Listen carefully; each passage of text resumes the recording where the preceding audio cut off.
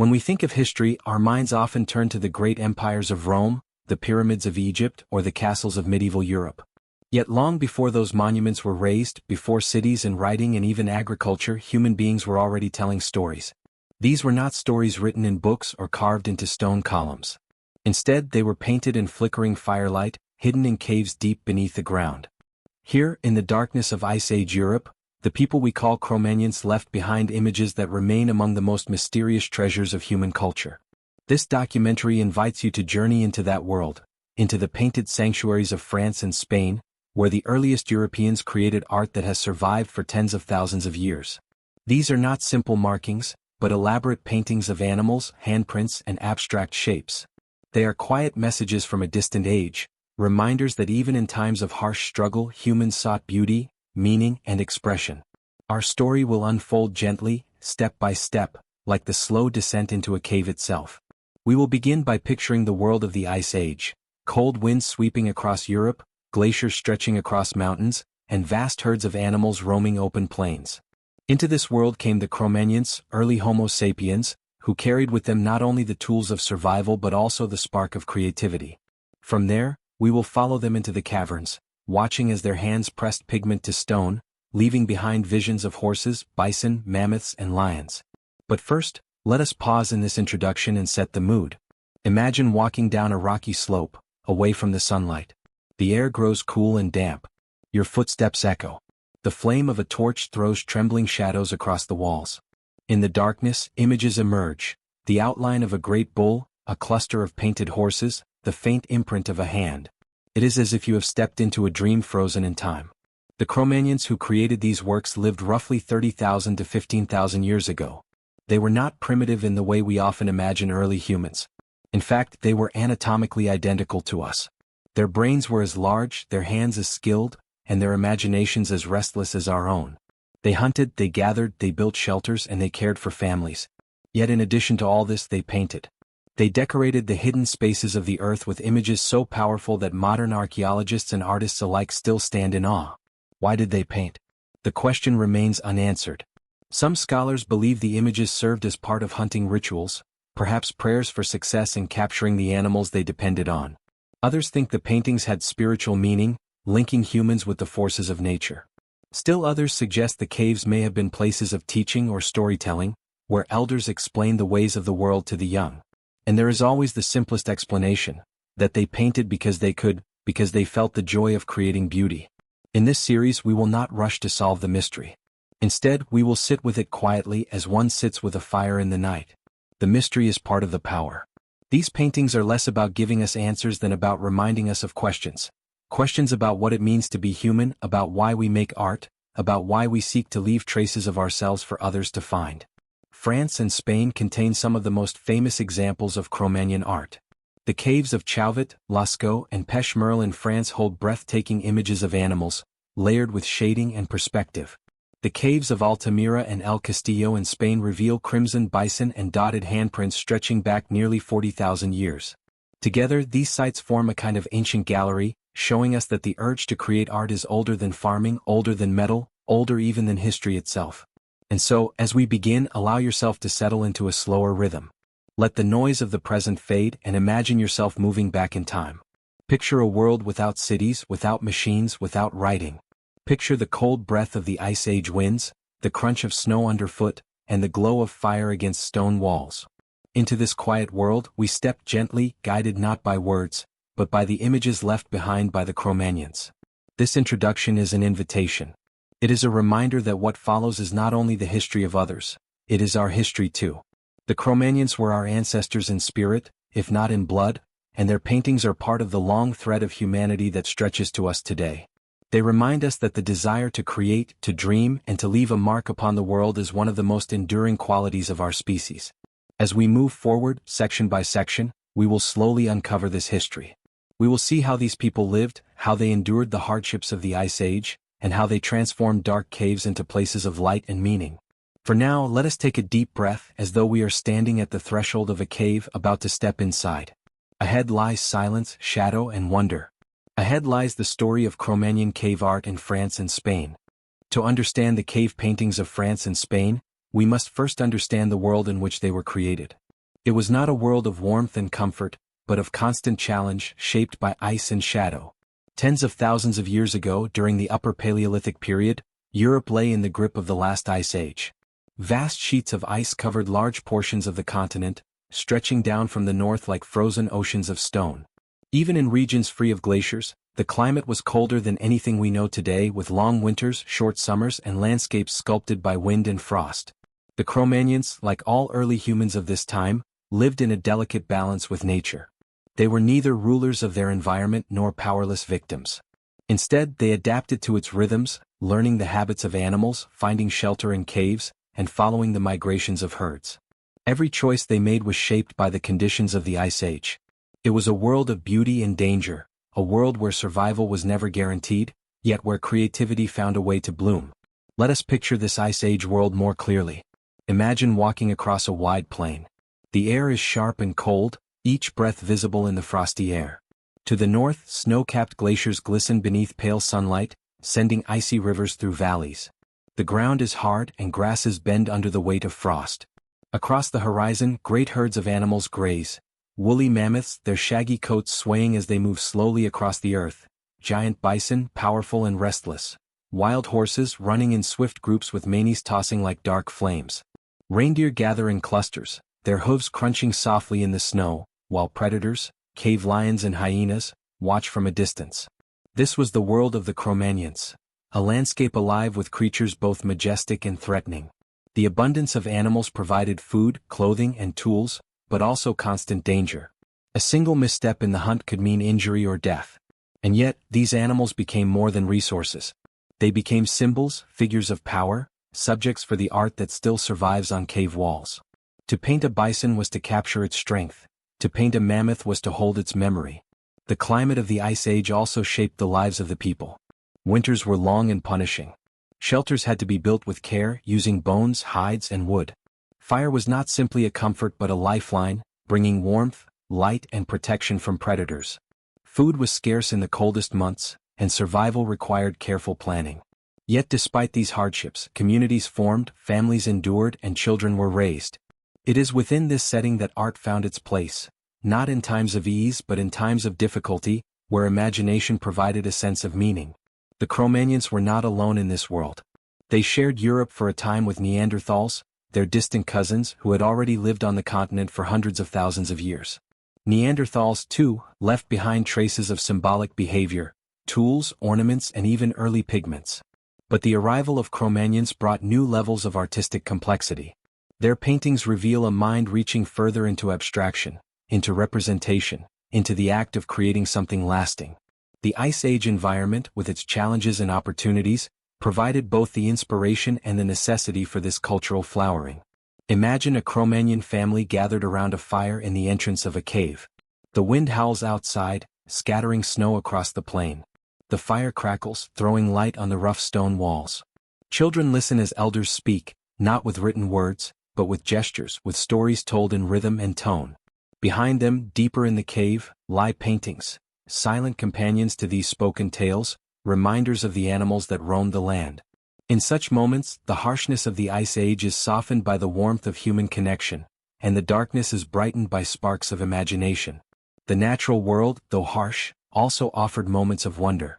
At certain times of the year, flowers bloomed across the steppe, covering the ground in colors beneath the pale sky.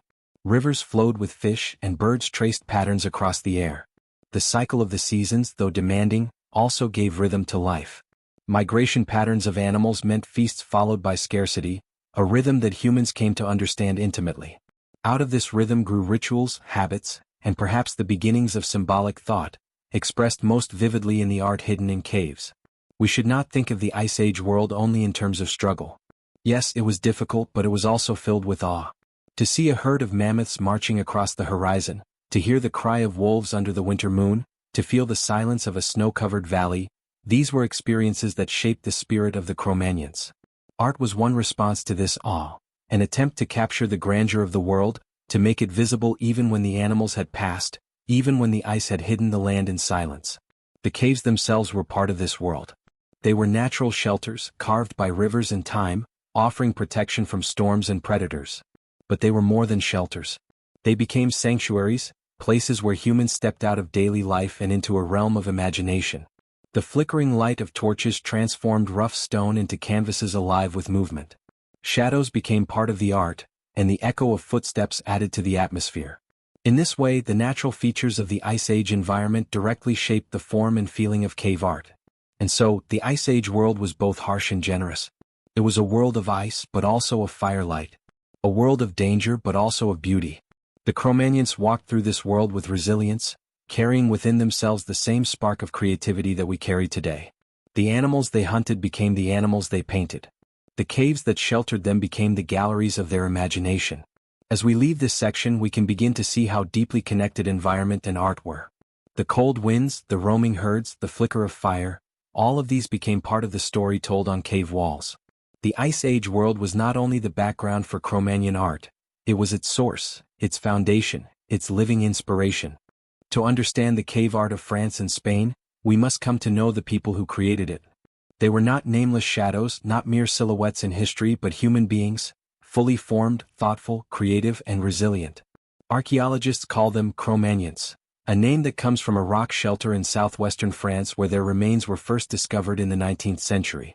But they were, in truth, simply Homo sapiens, people like us, living in a time vastly different from our own. The Cro Magnons appeared in Europe roughly 40,000 years ago, during the Upper Paleolithic period. By this time, humans had already spread out of Africa and across much of the world. In Europe, they encountered the Neanderthals who had lived there for hundreds of thousands of years. Within a few millennia, Cro Magnons had become the dominant population, their culture expanding, their numbers growing, and their art blossoming in caves and shelters across the continent. Physically, Cro Magnons were nearly identical to modern humans. They were tall, often taller than many people today, with strong muscular builds adapted to a demanding environment. Their skulls were broad, with high foreheads and rounded craniums, giving them the brain capacity equal to or even slightly larger than ours. They had sharp eyesight, skilled hands, and the endurance needed for long hunts and migrations. In every way that matters, they were us. If a Cro Magnon were dressed in modern clothes and walked down a street today, most people would not notice anything unusual. But beyond their physical form, what makes Cro Magnons remarkable is their culture. They lived in small groups, perhaps 20 to 40 individuals, moving across the land in search of food and resources.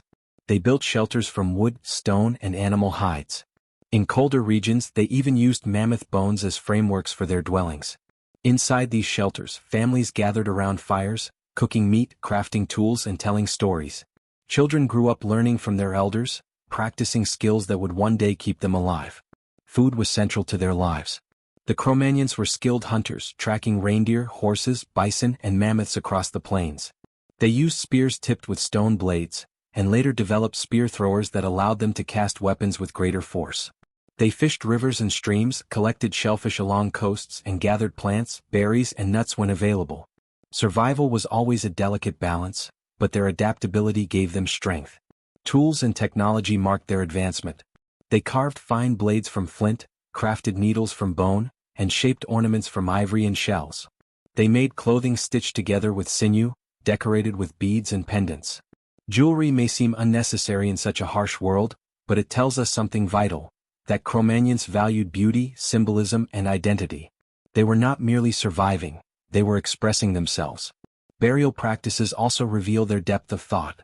Graves from this period often contain bodies carefully positioned, sometimes covered in red ochre pigment, accompanied by tools, ornaments, and offerings. These details suggest a belief in something beyond death, a sense of ritual, or a respect for the journey of the soul.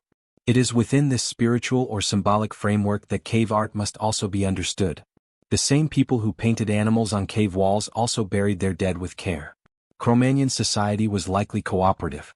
In groups so small, every individual played an important role. Hunters brought food, gatherers supplied plants, toolmakers crafted weapons, and elders passed on wisdom. Children learned through play and observation, growing into roles that would sustain the group. There must have been moments of joy, of laughter, of quiet evenings by the fire. There must also have been times of fear, illness, injury, or storms that threatened their survival.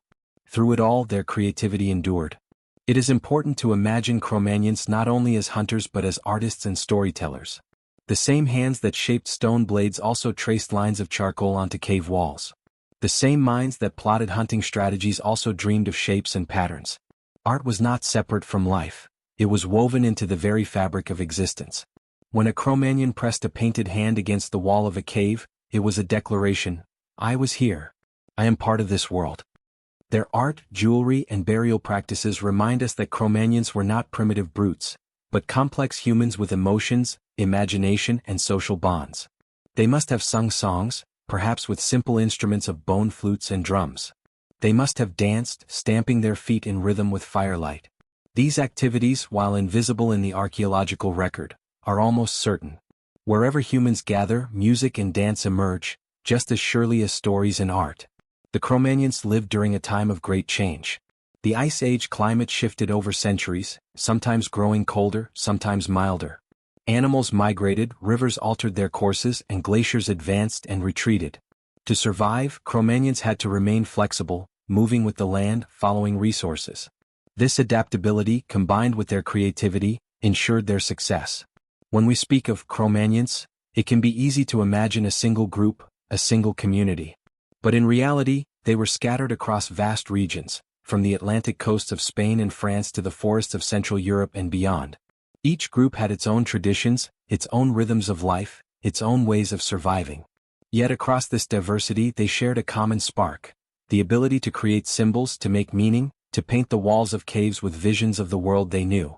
And so, when we stand before a painting of a horse in Chauvet Cave, or a bison in Altamira, we are not only seeing the image of an animal. We are seeing the hand of a Cro Magnon, a person who lived, who hunted, who laughed, who grieved, and who dreamed. Their lives may seem distant, yet their humanity feels close. The paintings remind us that, at the core, the people of 30,000 years ago were not so different from us. This section then leaves us with a clearer picture. The Cro Magnons were strong, capable, and deeply human. They lived in small groups, adapted to harsh conditions, created tools and ornaments, and expressed themselves through art and ritual. Their world was shaped by ice and animals, but also by imagination. The caves of France and Spain are the echoes of their voices, the shadows of their dreams. As we move forward, we will follow these people into the heart of their painted sanctuaries. We will watch as they mix pigments, grind ochre, and draw shapes upon stone. But before the art there were the artists. And the artists, as we now see, were not strangers. They were people, humans like us, whose lives, though far away in time, still resonate in the glow of torchlight and the silence of stone. The story of Cro Magnon art did not begin with the masterpieces of Lascaux or Altamira. Long before the walls of deep caverns were covered in galloping horses and towering bison, there were smaller, simpler gestures. The birth of cave art was not a sudden event, but a gradual unfolding, a slow awakening of the human imagination taking form in lines, shapes, and colors drawn against stone. Archaeologists have found that the earliest known expressions of Ice Age art began with engravings and markings. Long before fully painted animals appeared, Cro Magnons carved lines into bone, antler, and ivory. These early pieces, some as small as pendants and tools, carried patterns of dots, zigzags, and curves. To us, these may seem abstract or decorative, but to their makers they may have carried meaning, perhaps as tallies, symbols of identity, or signs connected to rituals. It is here, in these first deliberate markings, that we see the beginnings of art, the moment when humans chose to go beyond function and step into the realm of imagination. The walls of caves, too, bear evidence of early experimentation. In places like El Castillo in Spain, archaeologists discovered hand stencils created by blowing pigment over an outstretched hand pressed against the wall. The result is a ghostly outline, a negative image frozen in time for over 35,000 years. These handprints are among the oldest known human-made images on Earth. They are haunting in their simplicity: no animals, no grand compositions, just the silent trace of a person reaching out across time. To look at them today is to feel a connection stronger than words. Someone once stood here, someone placed their hand here, and someone marked their presence in red pigment. From these beginnings the art grew more complex. Shapes and dots multiplied, turning into clusters that some researchers believe may represent calendars, hunting records, or spiritual symbols. Soon after came the first attempts at depicting animals, sketched in charcoal or ochre. The figures were simple at first, outlines without shading, but they carried the unmistakable intent of representation. They were not mere marks. They were images meant to capture the essence of creatures that roamed the Ice Age plains. The choice of animals was not random. Horses, bison, mammoths, and reindeer appear again and again, often in large numbers. These were the animals upon which survival depended, the creatures Cro-Magnons hunted for food, clothing, and tools. To paint them was to honor them, to remember them, perhaps even to call upon their spirits for future hunts.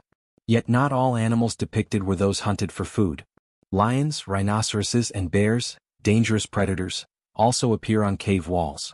Their presence suggests that Cro-Magnons were fascinated not only by prey but also by power, by the mysterious forces embodied in creatures they both feared and respected. The methods used to create these images evolved over time. At first, pigments were simple: red ochre from iron-rich earth, black charcoal from burned wood. But gradually, Cro-Magnon artists discovered how to grind minerals finely, how to mix them with water, fat, or plant sap to create paints of different consistencies. They applied these pigments with fingers, with brushes made from animal hair or reeds, or by blowing through hollow bones to spray color onto stone. Each experiment revealed new possibilities, and each generation of artists built upon the knowledge of those before. We must imagine the atmosphere of those first painting sessions. Deep within caves, far from daylight, a group of people gathered with torches. The flicker of firelight danced across the stone, creating shadows that made animals seem to move. The smell of smoke and pigment filled the air. Silence fell as an artist raised a hand, dipped in ochre and pressed it against the wall, or as a piece of charcoal traced the curve of a horse's back. Every stroke was deliberate, every gesture carried weight. In these moments, art was not entertainment. It was ceremony, an act of connection between people, animals, and the world beyond. Some caves suggest repeated use over centuries. Generations returned to the same walls, adding new figures beside old ones, layering images until the stone became a tapestry of overlapping shapes. In Chauvet Cave, for instance, lions and rhinoceroses are painted in dynamic groups, overlapping in ways that suggest motion and depth. In other sites, dots and handprints mingle with animal figures, blending symbols with representations. The birth of cave art was therefore not only the beginning of images but also the beginning of storytelling, stories told not with words, but with shapes and colors on stone. It is tempting to think of these early works as crude beginnings, but they reveal astonishing skill. Even in the earliest phases, Cro-Magnon artists understood perspective, proportion, and shading in ways that would not reappear in European art for tens of thousands of years. They used the natural contours of the rock to suggest the muscles of an animal, or the swell of its flank. They created a sense of motion by drawing multiple legs, as if capturing an animal mid-stride. These were not amateur sketches. They were works of practiced hands and observant eyes, born from a deep intimacy with the creatures of the Ice Age. What, then, was the meaning of this art? Here we must tread softly, for the truth lies beyond certainty. Some scholars argue that the paintings were magical tools, images meant to ensure hunting success, to summon animals, or to influence nature. Others see them as religious symbols, connecting humans with spirits or deities. Still others propose that they were teaching tools, used to instruct the young about animal behavior and survival. And there remains the possibility that art was simply art, that Cro-Magnons painted because they felt compelled to create beauty, because they delighted in the act of representation. Perhaps the truth is that all these meanings coexisted. Art may have been ritual and teaching and beauty all at once. For Cro-Magnons, the boundaries between the practical and the spiritual, between survival and imagination, were not as sharply drawn as they are today. To paint an animal may have been both a prayer and a lesson, both a symbol and a joy. The birth of cave art, then, was not a single event but a gradual journey. It began with lines and dots, with handprints and engravings, and grew into the rich galleries of painted animals that still inspire us today. It was the flowering of human imagination under the shadow of ice, a reminder that even in the harshest of times, creativity endures. As we leave this section, picture once more the earliest artist pressing a hand against the cool stone of a cave, blowing pigment to leave behind a red silhouette. That handprint still waits in the darkness, silent but unforgotten. It tells us that someone lived, someone dreamed, someone reached out into the unknown. And from that moment forward, the walls of the earth became canvases, and the story of human art began. France holds some of the greatest treasures of prehistoric art. Scattered across its southern valleys and limestone plateaus are caves that once sheltered Cro-Magnon communities, and within their depths lie paintings that continue to astonish even the most experienced archaeologists. These caves are not only galleries of Ice Age art, they are sanctuaries of human imagination, preserved for tens of thousands of years in darkness and silence. To explore them in our minds, let us begin with Chauvet Cave, discovered in 1994 in the Ardèche region. Though sealed for millennia, the cave revealed images so fresh, so vivid, that it seemed as though the artist had only just left. Inside, the walls are alive with lions, rhinoceroses, horses and bears. Unlike many other sites, Chauvet does not limit itself to prey animals. Instead, predators dominate the scene. More than 100 figures of lions appear, often drawn in motion as if stalking across the rock. These are not clumsy sketches. They are graceful, powerful, filled with tension and life. The artist used shading, perspective and overlapping forms to suggest depth, techniques not seen again until Renaissance Europe. Standing within Chauvet, one can almost hear the growl of lions, the pounding of hooves, the echo of long-forgotten hunts. And yet, the cave is silent, its only sound the drip of water, the crackle of fire that once lit its chambers. The Cro Magnons who entered Chauvet did so deliberately, carrying torches into its deepest halls, leaving behind footprints that remain visible in the soft clay floor. In one chamber, the footprint of a child is preserved alongside that of a wolf, a haunting reminder of a night when humans and animals walked the same path in darkness. If Chauvet reveals the skill of Cro Magnon artists at the dawn of their tradition, then Lascaux shows us its flowering.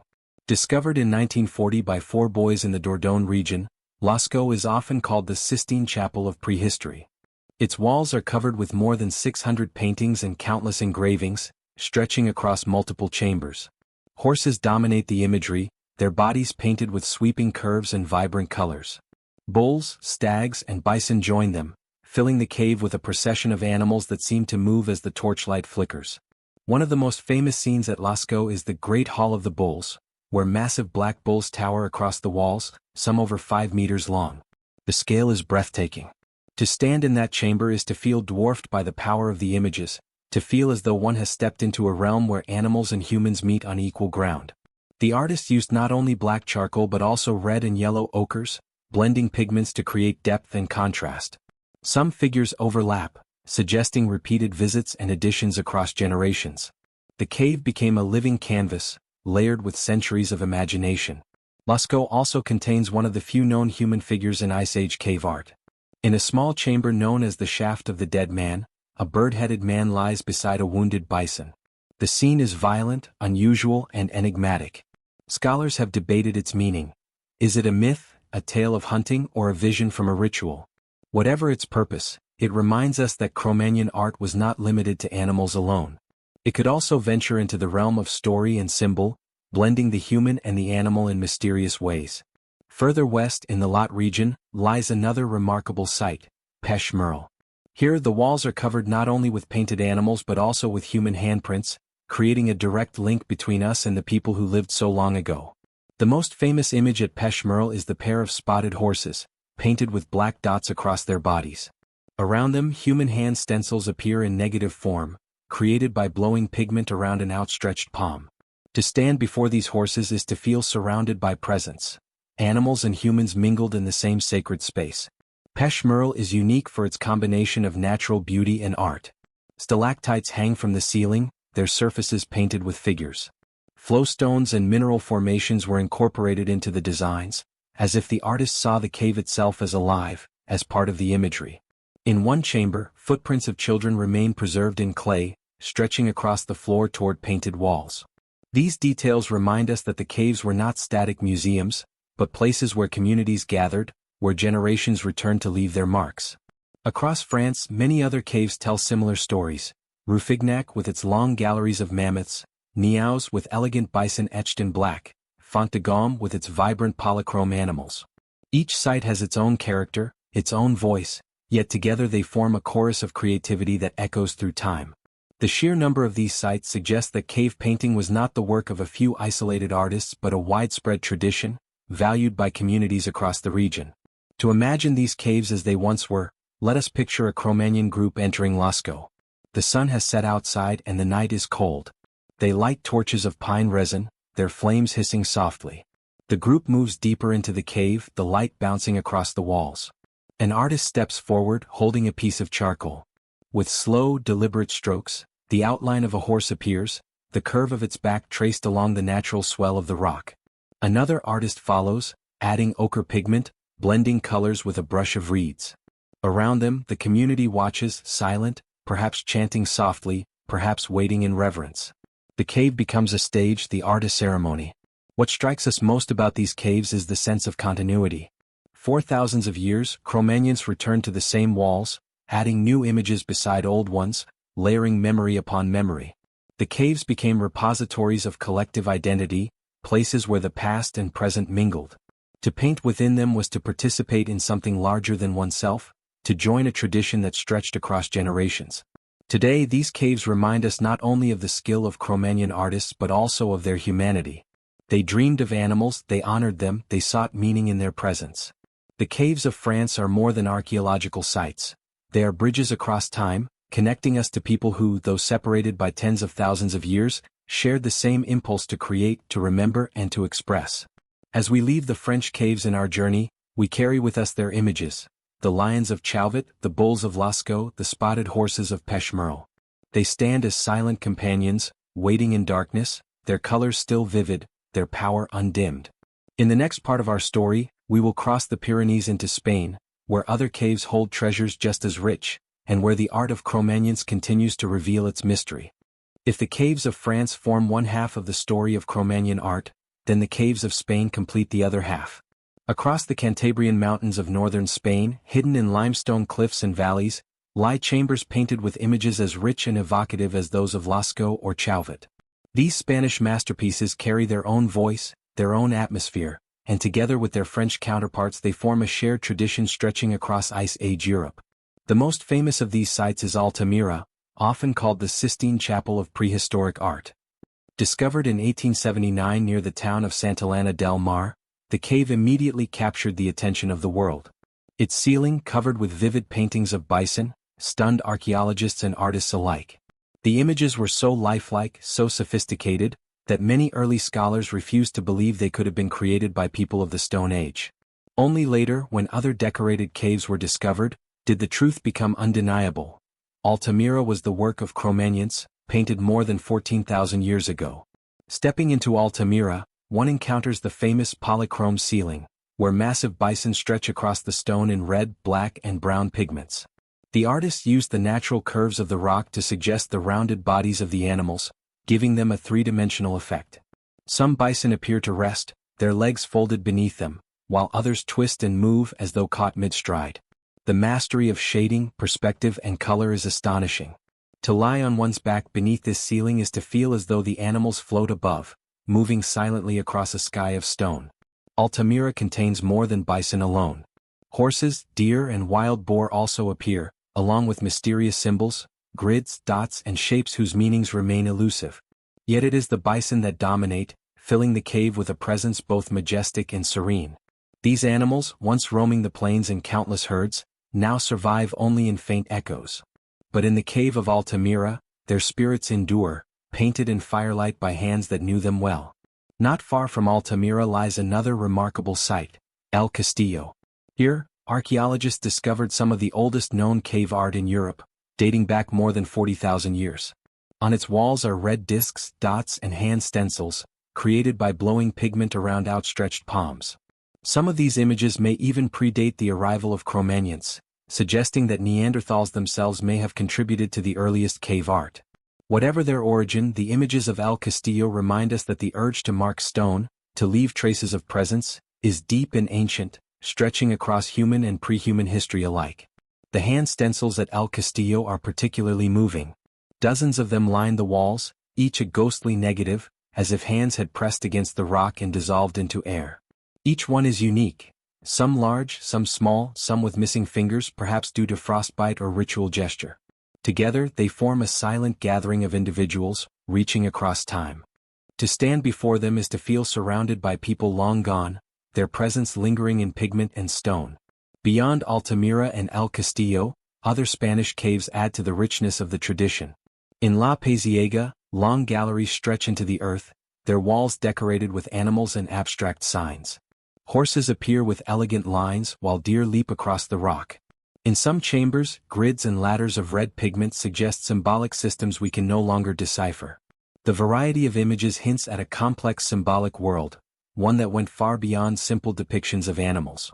Another site, Tito Bastillo, discovered in 1968, contains striking images of horses and reindeer painted in red and violet hues.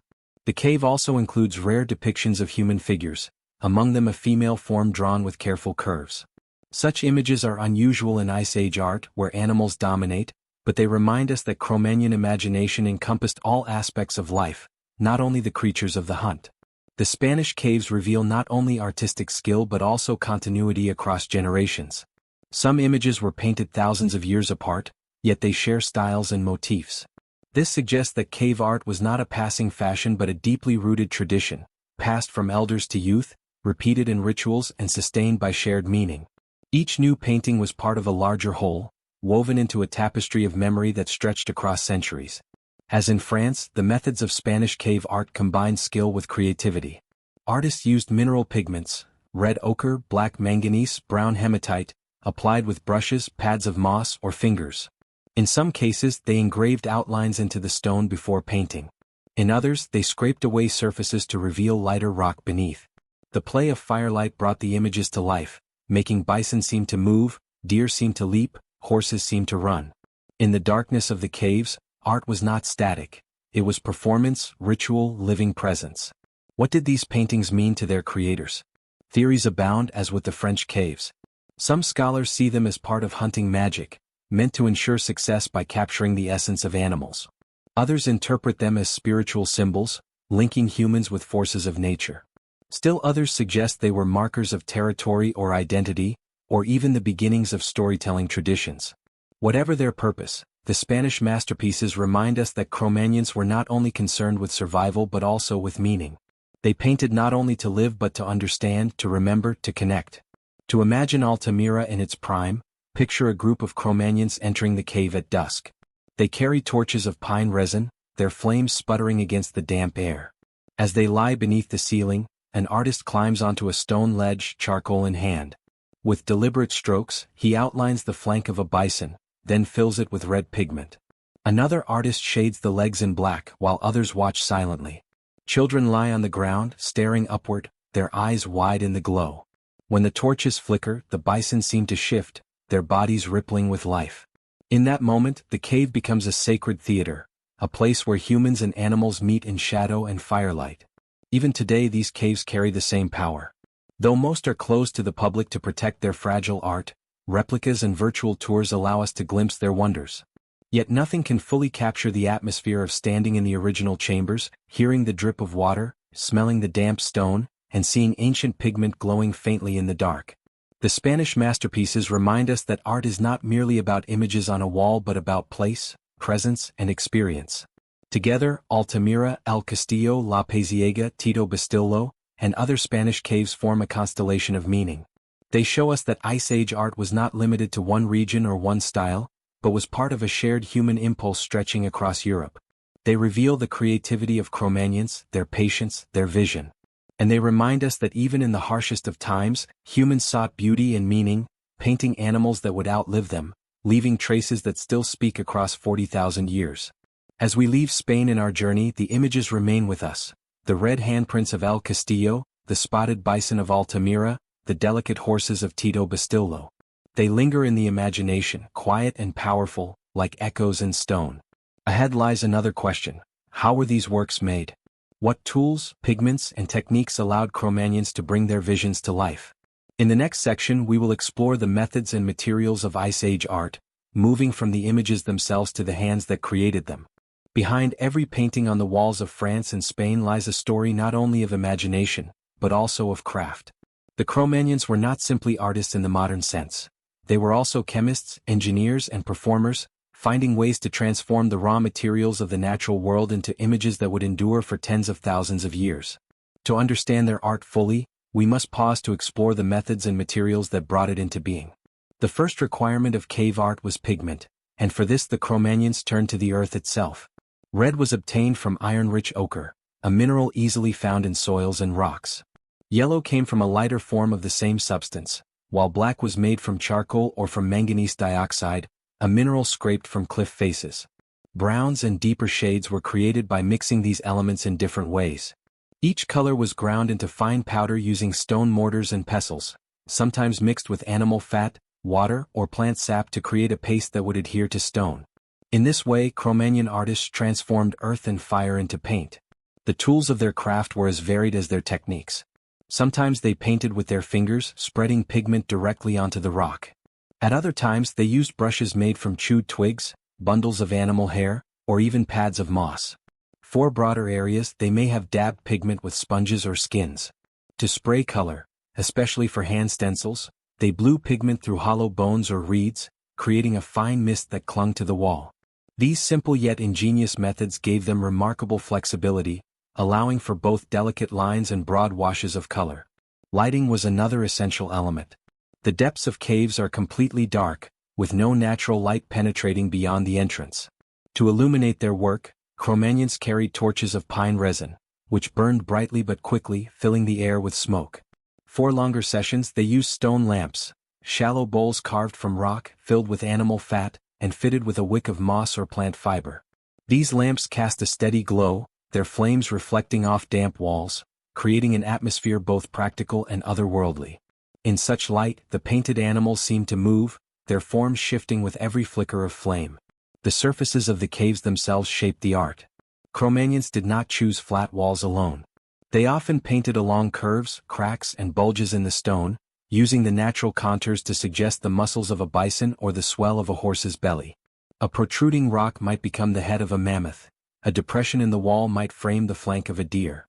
By working with the cave rather than against it, the artists gave their images a lifelike quality, as though the stone itself was alive with animals waiting to emerge. Engraving was another important technique. Using sharp stone tools, Cro Magnons carved outlines into the rock, sometimes alone, sometimes filled with pigment. These engravings catch the light in subtle ways, giving depth and texture to the figures. In some caves, engraved lines overlap painted ones, suggesting that both methods were used together, or that different generations added to the same wall with different techniques. The scale of the art also required planning. Some figures are small, no larger than a hand, others stretch across several meters of wall. To paint the ceilings of caves like Altamira, artists must have climbed onto ledges or constructed simple scaffolds, balancing carefully as they reached overhead. The precision of their lines shows that this was no careless work. It required patience, coordination, and determination. Sound, too, may have played a role in the process. Some researchers suggest that caves were chosen not only for their walls but also for their acoustics. In certain chambers, echoes amplify the sound of voices or drums. Perhaps artists sang or chanted as they painted, their voices mingling with the flicker of torches and the smell of pigment. In such settings, art was not simply visual, it was immersive, engaging sight, sound, smell, and movement in a single ritual. We should also remember that these methods were shared across generations. Knowledge of pigments, tools, and techniques did not arise in isolation. Elders likely taught the young how to grind ochre, how to hold a torch, how to use a bone tube to spray pigment across a hand. Over centuries, these traditions became refined, producing the astonishing works we admire today. In this way, Cro Magnon art was not only the product of individual genius but also of community memory, a shared craft passed down like a family heirloom. The endurance of these paintings is itself a testament to their skill. By choosing mineral pigments and applying them to the sheltered depths of caves, Cro Magnons ensured that their art would survive long after their own lives had ended. Protected from sunlight, wind, and rain, the images remained vivid for tens of millennia, waiting in silence until modern eyes rediscovered them. Without such foresight, whether deliberate or accidental, we would know far less about the creative heart of our ancestors. To imagine the process more clearly, let us picture a scene. Deep within a cave, a small group gathers around a lamp of animal fat. An artist kneels before the wall, grinding ochre on a stone slab. The powder is mixed with water, stirred into a paste, and applied with a pad of moss. A horse begins to take shape, its flank traced along the curve of the stone. Another artist blows black pigment through a hollow bone, shading the legs and mane. Children watch, silent, their faces glowing in the firelight. The cave echoes softly with the crackle of flame and the quiet rhythm of breath. In this moment, art is not separate from life. It is part of the very fabric of being. The methods and materials of Cro Magnon cave art remind us of something profound. These people were not primitive brutes scratching crude figures on stone. They were skilled craftsmen, observant naturalists, and imaginative storytellers. They knew their world intimately, its minerals, its stones, its animals, and they transformed that knowledge into images that still speak to us today. As we leave this section, we carry with us a sense of the process itself, the grinding of pigments, the glow of lamps, the touch of fingers against stone. In the next part of our journey, we will turn from technique to meaning, asking what these images might have represented to the Cro Magnons themselves. Were they prayers, stories, symbols, or something beyond our imagining? The answer remains a mystery, but the question itself deepens our connection to those ancient artists. When we look upon the painted walls of Chauvet, Lascaux, Altamira, or El Castillo, the question arises almost at once. Why? Why did Cro Magnon artists, living in the harsh conditions of the Ice Age, venture deep into dark caverns to create such vivid works? These paintings were not practical in the usual sense. They offered no food, no shelter, no direct survival advantage. Yet the effort, the skill, and the persistence behind them are undeniable. To this day, scholars and dreamers alike continue to wonder at their meaning. The first and perhaps most common theory is that of hunting magic. According to this view, the paintings were part of rituals intended to influence the outcome of hunts. By painting a bison, a horse, or a mammoth, Cro Magnons may have believed they were capturing its spirit, ensuring success in the chase. The act of piercing an image with a spear or engraving an animal with fine detail could have been a way of gaining symbolic control over the living creature. This theory is supported by the frequent appearance of prey animals, central to survival, painted in detail and often in groups. Yet the hunting magic theory, while compelling, cannot explain everything. Many caves feature animals that were not commonly hunted, such as lions, bears, or rhinoceroses. Why would Cro Magnons paint predators they rarely pursued for food? This leads to another interpretation, that the art was spiritual or shamanic, connected to rituals of belief and transformation. In this view, the caves were sacred spaces, places where humans sought contact with unseen forces. Shamans, individuals with special roles in early communities, may have entered the caves in trance-like states, using the flicker of firelight, the echo of sound, and the power of images to journey into spiritual realms. The overlapping animals, the strange hybrid figures, and the rare depictions of humans all support the idea that the art may have been part of ritual experiences beyond ordinary life. A third theory sees the paintings as a form of education or communication. Cro Magnon life depended on intimate knowledge of animals, their movements, behaviors, and seasonal patterns. Cave paintings may have served as teaching tools, allowing elders to instruct the young. A painted horse might demonstrate how herds moved across the plains. A series of dots might indicate the number of animals seen or hunted. In this sense, the caves were not only sacred but also practical, functioning as classrooms of stone where knowledge was passed on through image rather than word. Still others suggest that the art carried meanings more abstract, more symbolic, perhaps even more personal. Some researchers point to the repeating signs, dots, grids, zigzags, and hand stencils, as evidence of a symbolic system, perhaps the beginnings of language. Others see the handprints as declarations of identity. I was here, I belong to this group. In this way, the caves may have been places of memory, marking the presence of individuals and communities across generations. One striking aspect of the art is its location. The deepest chambers of caves, far from natural light, were chosen again and again for painting. To reach them required torches, determination, and sometimes crawling through narrow passages. If the purpose were merely decoration or casual drawing, why not paint closer to the entrance? The effort suggests intention, ritual, and meaning beyond the ordinary. The caves themselves may have been seen as sacred spaces, womb-like enclosures where earth and spirit met. In such spaces, images carried more than beauty, they carried power.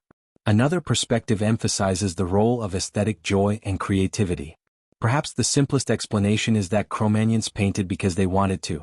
Just as people today draw, sing, or dance for the sheer pleasure of expression, so too may Ice Age artists have felt compelled to create. The joy of seeing an image take shape on stone, the satisfaction of mastering pigments and lines, may have been reward enough. After all, creativity is one of humanity's most enduring impulses, present in every culture and time. The truth may lie not in one theory but in all of them. Art can be ritual, teaching, memory, and beauty at once. For the Cro Magnons, the boundaries between these purposes may not have been sharply drawn. To paint a bison could have been simultaneously a prayer, a lesson, a record, and an act of joy. The richness of the caves reflects the richness of human imagination, capable of holding many meanings at once. We can also consider how the art may have felt to the people who made it. Imagine a Cro Magnon stepping into the depths of Lascaux. The torchlight flickers across the walls, revealing shapes of animals painted by ancestors. He or she adds a new image beside them, a horse, a stag, a series of dots. In that act, the artist joins a tradition stretching back generations. The cave is not only a gallery but also a memory, a place where the past and present meet. To paint here is to connect with ancestors, with animals, with the spirit of the land itself. Modern viewers, too, bring their own meanings. When the first scientists entered Altamira in the 19th century, they doubted its authenticity. How could primitive people have painted such masterpieces? Only when other caves were discovered did scholars accept the truth. The disbelief itself reveals something important. The art challenges our assumptions about the past. It reminds us that creativity is not a recent invention, but a core part of humanity as ancient as survival itself. Today, as we look at these paintings, we may see in them reflections of our own longings. We too seek meaning beyond survival. We too create images, stories, and symbols to make sense of the world. The Cro Magnons, though separated from us by tens of thousands of years, shared this same impulse. Their art is a mirror showing us not only who they were but also who we are. In the end, the meaning of cave art may never be fully known. The Cro Magnons left no written explanations, no guidebooks, no inscriptions to tell us what their images meant. And perhaps that is part of their power. The silence of the caves invites us to wonder, to reflect, to imagine. Each generation finds its own meaning in the paintings, just as the Cro Magnons may have found theirs. As we leave this section, let us carry with us the thought that meaning is not always fixed. Sometimes, it lies in mystery itself, in the quiet questions that linger. The bison, the horses, the handprints, they do not give us answers but they offer us presence. They tell us that humans once stood here, that they dreamed and created, that they sought to make sense of a world filled with ice and shadow. In their art they reached beyond themselves and in doing so they reached toward us. For tens of thousands of years, the painted caves of France and Spain remained hidden in darkness. Their chambers, once filled with firelight and the voices of Cro Magnons, fell silent as ice melted, forests spread, and human communities changed. Generations passed with no knowledge of the treasures lying beneath their feet. It was only in recent centuries, often by chance, that these masterpieces of prehistory were brought once more into human sight. The story of their discovery is as fascinating as the art itself, filled with moments of wonder, doubt, and determination. The first great revelation came in 1879 at Altamira in Spain. A local nobleman, Marcelino Sanz de Sachuola, explored a cave on his property with his young daughter, Maria. As the story goes, while Marcelino studied the walls, it was Maria who first looked upward and exclaimed at the painted bison above her. Her eyes, fresh and curious, noticed what the adults had overlooked. The ceiling of Altamira, covered with vivid polychrome animals, stunned her father. He quickly realized the significance of the discovery and presented his findings to the scholarly world. But instead of admiration he met disbelief. At the time, many archaeologists could not accept that primitive Stone Age people were capable of such artistry. Some accused Marcelino of fraud, suggesting that the paintings were modern fakes. Disheartened, he died in 1888 with his discovery still rejected. It was only later, when similar caves were uncovered in France, that Altamira was finally recognized as genuine. Today it stands as one of the crown jewels of Ice Age art, and Maria's innocent observation is remembered as one of the most important moments in archaeology. In France, discoveries followed in quick succession. In 1901, the cave of Font de Gaume revealed its colorful panels of bison, horses, and reindeer.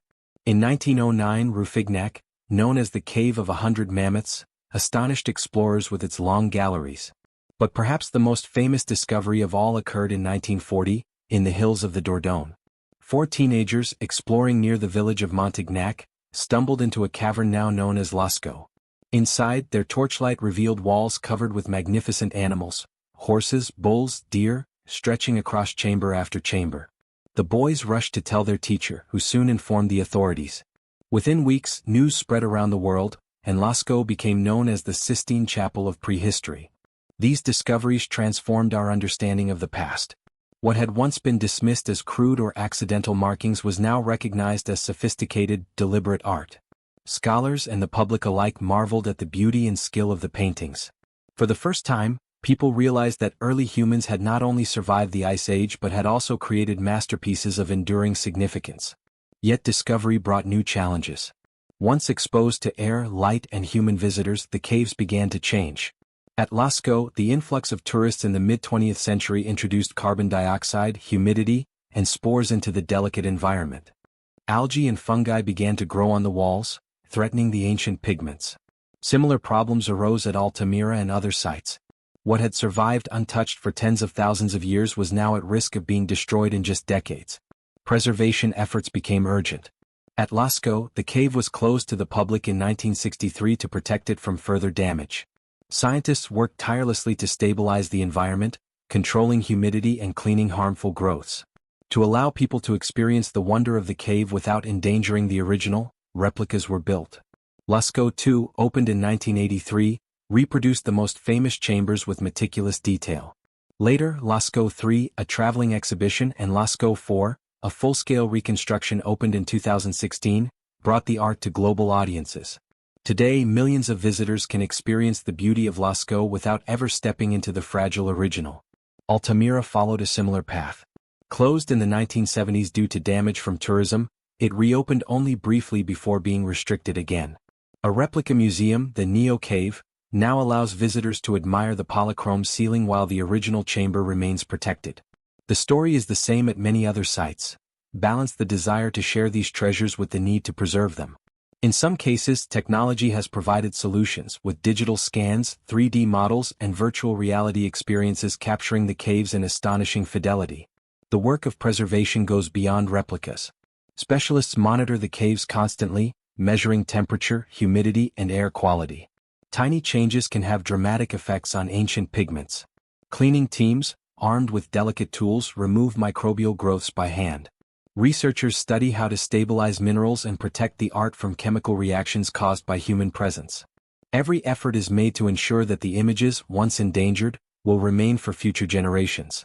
The discoveries also raised questions of ownership and heritage.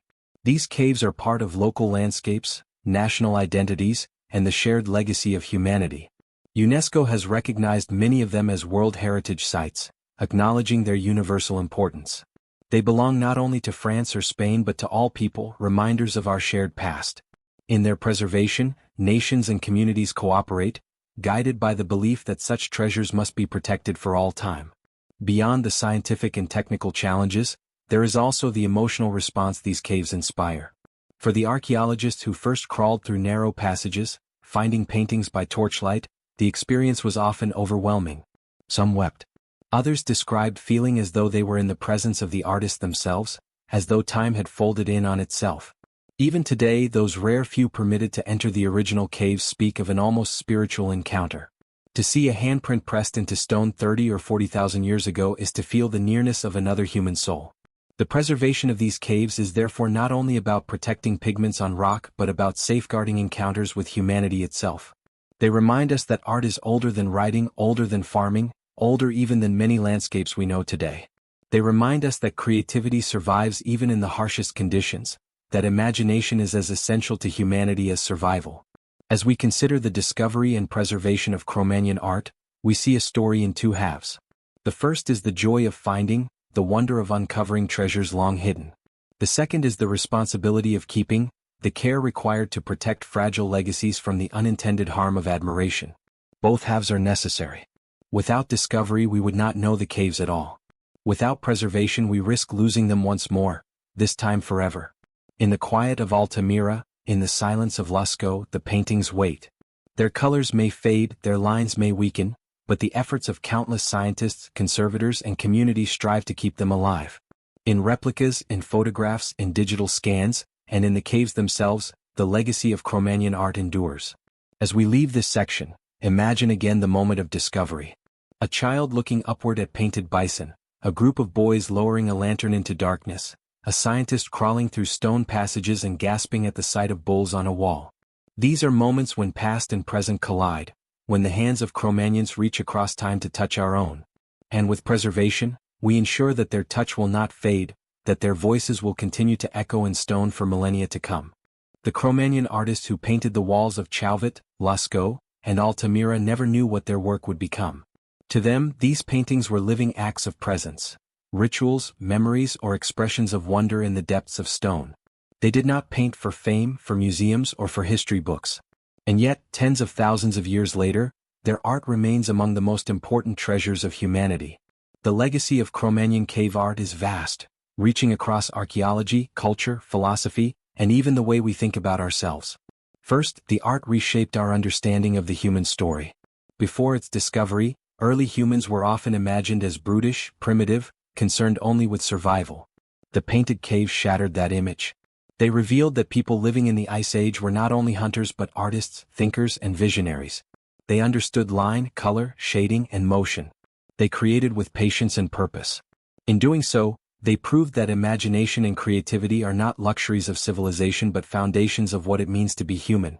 This realization has had profound effects. Archaeologists now speak of a symbolic revolution during the Upper Paleolithic, a flowering of art, music, and ritual that marked a turning point in human culture. Cave paintings stand at the heart of this revolution. They remind us that humanity did not suddenly become modern with the invention of farming or writing. We were already modern, already creative, tens of thousands of years before. The Cro Magnons, in their caves, reveal that truth in stone and pigment.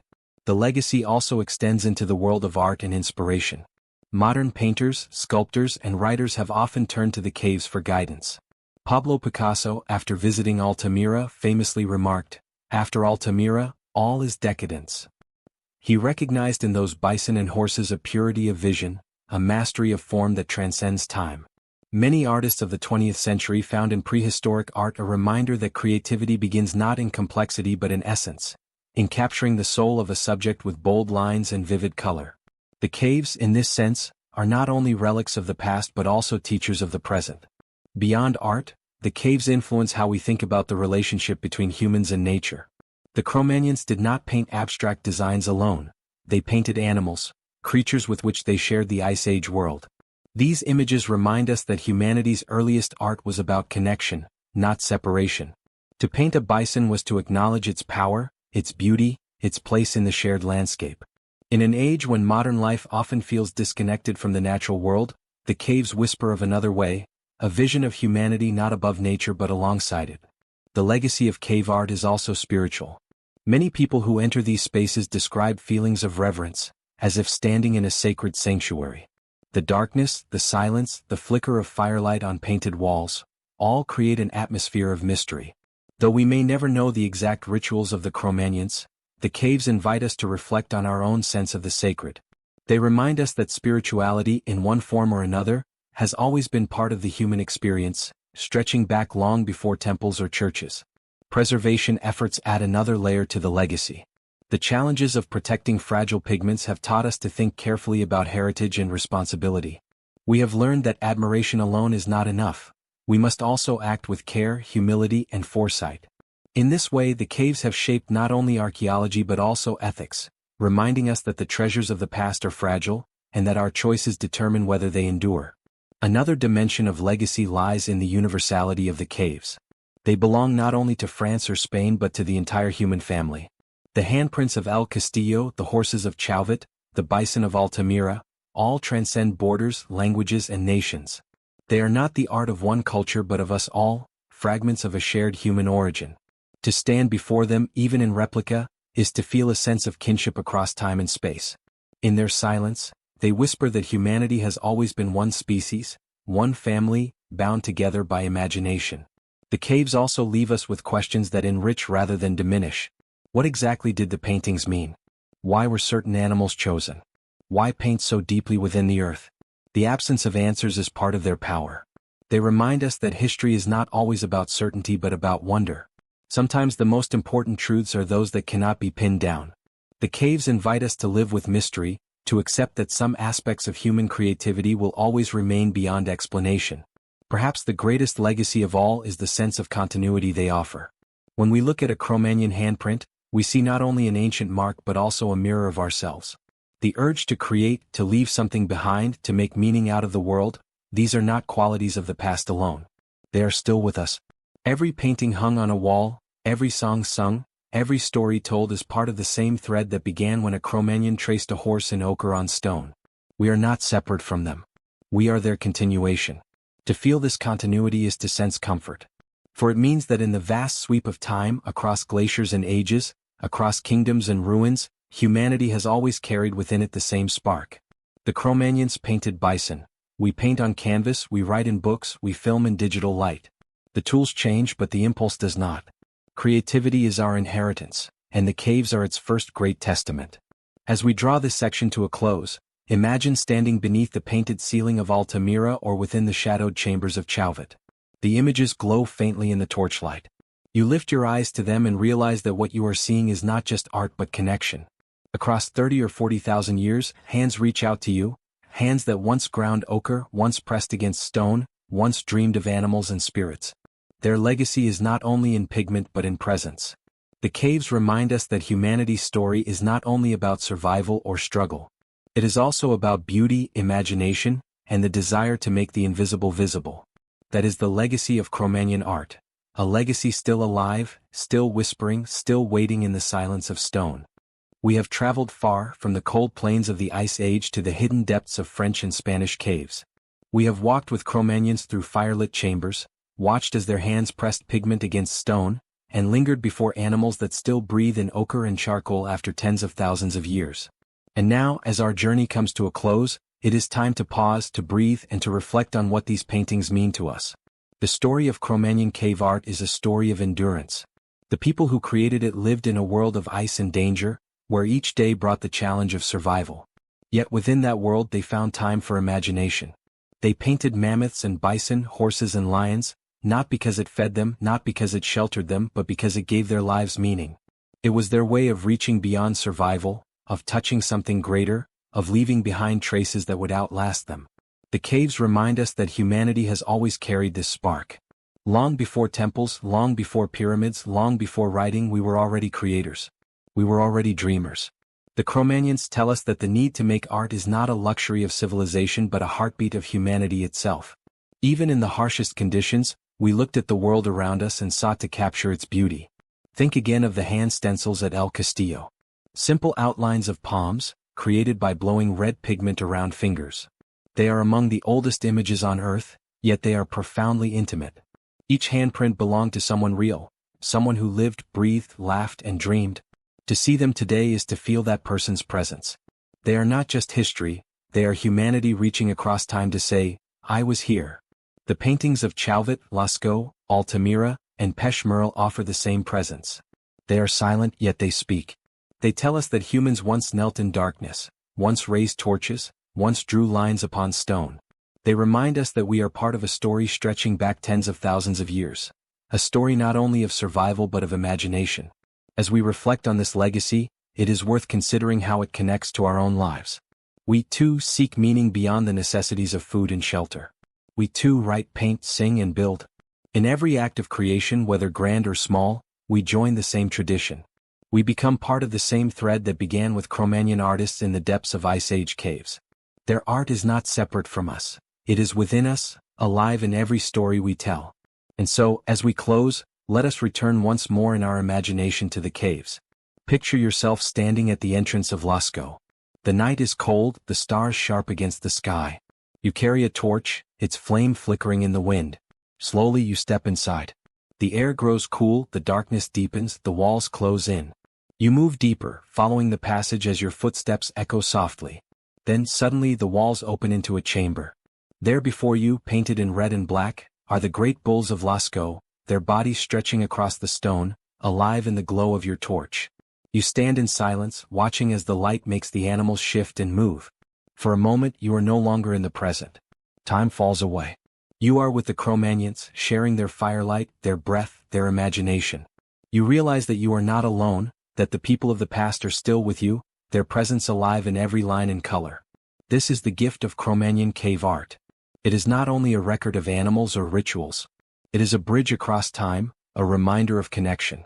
It tells us that though thousands of years may pass, though glaciers may melt and civilizations may rise and fall, the human spirit endures. We are bound together by imagination, by creativity, by the desire to leave something behind. And so we end as we began, in stillness and quiet reflection. The caves are dark once more. The torches have burned low. The paintings wait in silence as they have for millennia, patient and eternal. You step back into the night, carrying with you the memory of bison, horses, and handprints glowing in the shadows.